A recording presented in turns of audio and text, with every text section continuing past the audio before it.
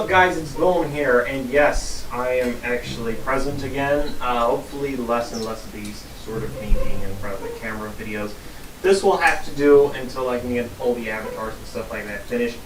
So today we're doing an unboxing of something I have been waiting for a long time, because I'm a heavy sim racer, and because I race in real life, it is important for me to get a new steering wheel. So I've been waiting to get like a really good one for a long time. So I decided to buy a Thrustmaster T300 RS for a couple of reasons. One, you can mod it. You can. It's very easy to add add-ons and stuff like that. That's modding. That failed. Not the point. The point is it's actually here, and it's heavy. And I'm going to do this. I know I seem really uncool for doing this, but I thought I'd share the experience with you guys anyway. Since, you know, there aren't really too many T300s out there. A couple of things that I will do is I'll unbox this, then I will set it up, and then we will go ahead and do a review after a couple of hours or something like that of me playing it. So you get a first day impression of what it's like to use this wheel. With a rating, etc. But before we continue with anything else, just want you to know this wheel in particular, in Europe at least, cost around 344 euros. You can get it for 322 euros in certain places, but those are rare, I guess. In my case, I paid 344 euros. In the States, where I'm also from, I would have to pay around 380 bucks, 399 bucks. For this wheel. So without further ado, I got a knife. I'm not going to be one of those unboxers that have these custom army knives, because I'm usually the one who laughs at that, but still, whatever. And by the way, apologies if I can't unbox at all. I've never done this in my whole life. Well, I've unboxed, but I've not like done it in front of the camera or anything out loud. So I unboxed, so I'm cutting it now, but I'm cutting through the cardboard, which is not very clever. This one's done. I have to do this side.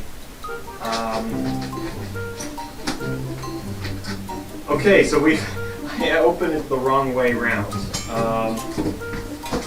At the point, this part I'm going to have to stand up, so I'm going to be out of shot. Get all of that. Oh. Put this here. Throw the box away. It has no friends anyway. And here it is. This is the T300 RS. Before I continue unboxing this is compatible for the PC and for the PlayStation 4 and for the PlayStation 3. I'm using this for the PC, so my views are going to be a little bit different. I don't know where to begin. This is really exciting. It does come with a warning sign talking about that this is using 240 volts, which is a lot for a PC. Sorry, for a steering wheel. So just for you to know, a couple of things. It has a brushless motor. It also has this. It has this new system. It actually says it here, called the Heart system. What this does is basically, if you use anyone who has a steering wheel knows that after a while, the motors inside, they start to wear out. This has a new ergonomic system where that basically will never happen again. And that's pretty awesome considering this is wheel. Also, this has 1080 degrees of rotation, which is amazing. So yeah, let's get this started. I'm gonna cut this. I'm not gonna cut this. Okay. I cut this. So you literally flip this little piece. This is embarrassing. You flip this piece out, open it up. I forgot the two sides. My arrogance leads me to this.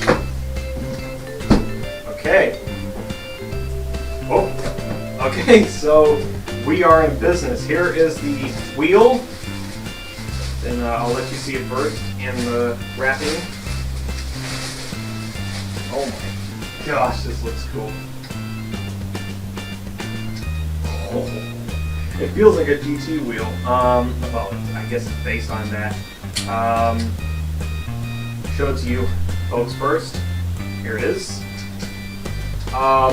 Yeah, so it's flat paddle. There's no clutch with this particular wheel. Nice click, actually. I feel that immediately. Thrustmaster are actually good at that. I've used Thrustmaster for a long time. They have these really good paddle shifters that come with a very affordable price. So that's actually really cool. I'm going to put this on the side here, though. Clamp. This is a desk mount clamp. Nothing special there, except that it's a different clamp from what I would have used before. Another warning voltage sign. This is the thing that allows you to plug the steering wheel in. Looks like that's it. Throw that out. We've got some documentation. We're going to need this because in order to use this wheel, we need to put in some firmware updates and stuff like that. So I'm going to keep this, obviously. Another clamp. Well, another clamp. This is part of a clamp. So what happens is you put you have the motor itself, and then you screw this into to the actual clamp. So I'm going to put that there. And then I'm holding it wrongly. This, I believe, is the motor, or the big part of the wheel. And it's heavy. Like this is, well, it's not heavy, but like, it's still pretty heavy. I mean, it's got a whole lot of stuff going on in there. So it's got this little piece of cardboard in there. Throw this in there. Almost throw that down. This is it. We're going to go through this in a few. How we're going to mount this and stuff like that. I'm going to have to put this on the floor because I don't have room in the on my chair. We've oh wait, we got some pedals, which is good. Here are the pedals, just in case for you to see. Open it up. What the heck? And is there anything interesting in there? There's nothing in there. I have a serious amount of packing. These are the pedals. They're metal. They have a little bit of spring on there.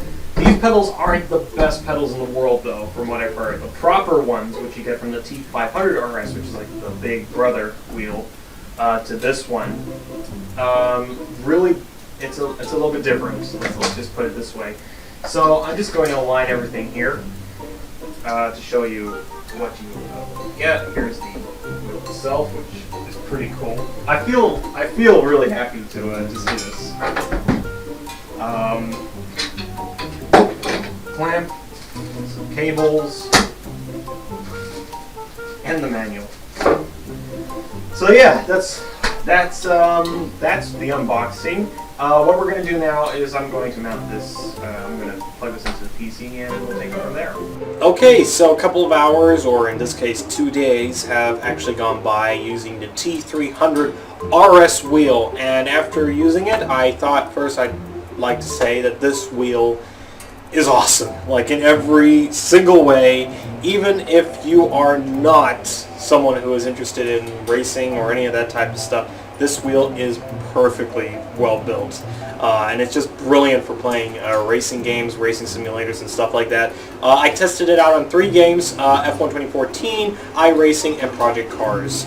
I have to put that in because they meet 3 different types of category. iRacing is a sim-heavy race game. Project Cars is also a sim, but it's also a bit simcade in certain things.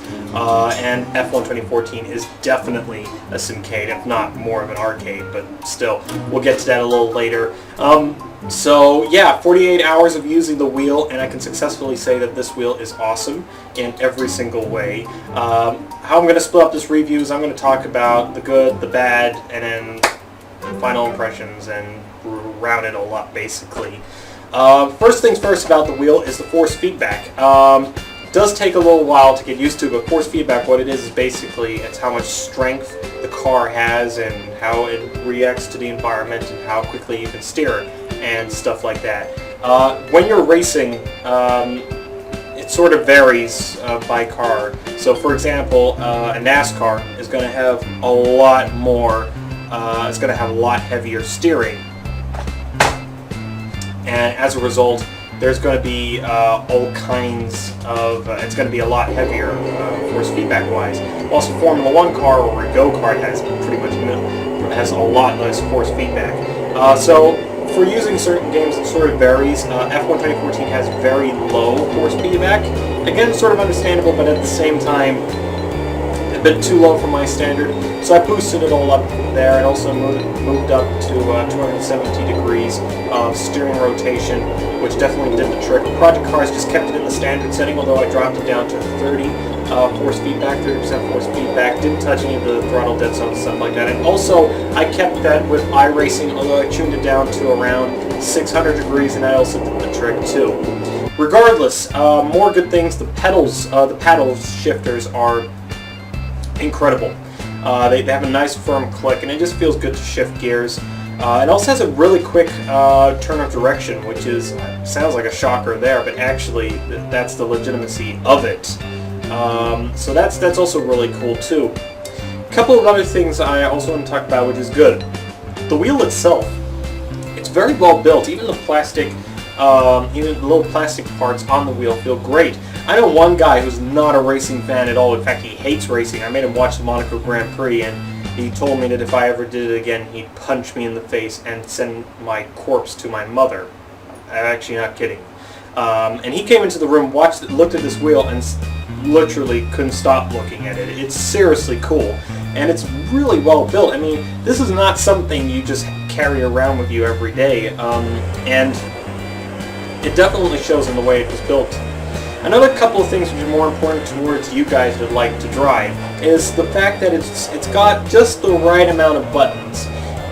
But at the same time, I will talk about the buttons are differently laid out than I thought, and I'll get to the cons about that later. There's like 11 different buttons that you can map per game, and that's really cool. Like I said, I love the fact that it's adjustability and the force feedback, and also you can mod this wheel, and I'm not kidding, you can actually do that. You can have a Formula 1 wheel, for example, on this, and hopefully next month I'll be able to get that so I can show you that, because it's seriously awesome. And there's all kinds of other things as well that you can do. You can also change the pedals, which we'll also get to a little later. Yeah, that's also great, and also it's easy to mount. You know, it fits perfectly on a desk. It doesn't move around a lot. It's just awesome. Should note, you should have a steady desk. If you don't have a steady desk, this thing is going to be going all over the place. Fortunately for me, I have a steady desk and I have a lot of weight to plant it down. But I can imagine if some people are taking this very casually, they need like a proper setup. My recommendation for this is clamp it really hard to the table and make sure that you can, if you have like a big custom PC, put it on top of your desk. It definitely saves a lot of weight, and at the same time doesn't rock the whole place, and it looks like you're having an earthquake in wherever you are. If you're in California, well, we're kind of used to that anyway, so whatever. Going on from that, let's talk a little bit about the negatives. Now, I do like the pedals actually on this set. It's not too bad, but it's not too great either, and that's sort of the problem. The throttle is way too easy to plant down. I don't feel a lot of feed when I'm putting my foot down, and I know that sounds really stupid and nerdy to say, but this is actually legit. The brake is actually much better than I thought. It's the first time I've actually had a brake spring inside a pedal set, except unless I'm using a simulator, which I've done before. But this is a little bit different. This is a household thing. Given the choice, I say if you're getting into sim racing, this should do the trick, but at the same time, eventually if you want to take this really seriously, get rid of the thing and start getting something else. You know, they have a new pedal set as well. It's a little bit exactly the same as the T300 RS pedal set, but at the same time, I would prefer probably getting the T500 RS pedal set, which you can get separately, which is really cool. Moving on from that, it also, to be honest with you, is also really heavy, but that's not a con. What is a con is more the fact that I don't like where the buttons are laid out. There are so many different, the problem is that when I'm holding my steering wheel like this, I like to have all the buttons close to me. And it's not because I have small hands, I have like okay sized hands. It's more the fact that, you know, I can't really reach all the buttons. And sometimes I have to look down and press the button there so that I know exactly what I'm doing. But I can't do that all the time. And that's a little bit annoying. And if you're playing Formula 1, it's seriously tedious, you know, because you can't reach it, and if you're using a DRS in the right zone, it just doesn't work. And I'm really, you know, I don't really like that part of the layout. But this wheel, the good thing about it is that it's replaceable.